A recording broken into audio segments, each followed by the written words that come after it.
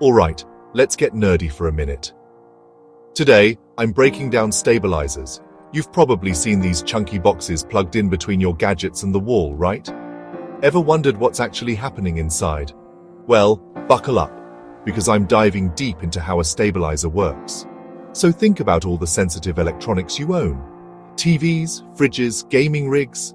These things don't love sudden jumps or drops in voltage. That's where a stabilizer comes in. Imagine it as a bodyguard for your gear, making sure the voltage your devices get is just right. Here's the simple version. A stabilizer constantly monitors the voltage coming in from your main power supply.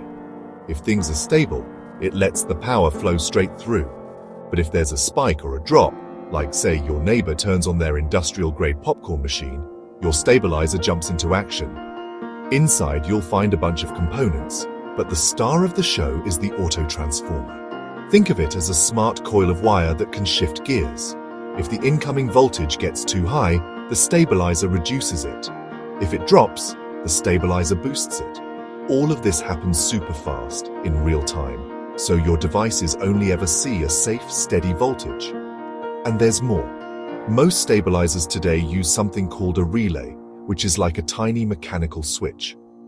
When the voltage goes out of range, the relay triggers, shifting the auto-transformer to the right coil tap. Some advanced models even use servo motors for ultra-precise adjustments.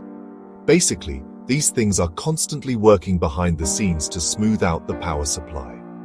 Why does this matter? Well, voltage fluctuations can fry delicate circuits, shorten the life of your gadgets, or just make them act weird. With a stabilizer, you're basically giving your devices a stress-free environment to live their best lives. So next time you plug into a stabilizer, remember, it's not just a box. It's a tiny, unsung hero, quietly shielding your tech from the chaos of the grid. That's your quick deep dive into stabilizers. If you learned something new, hit that like button and drop a comment on what tech topic you want me to break down next.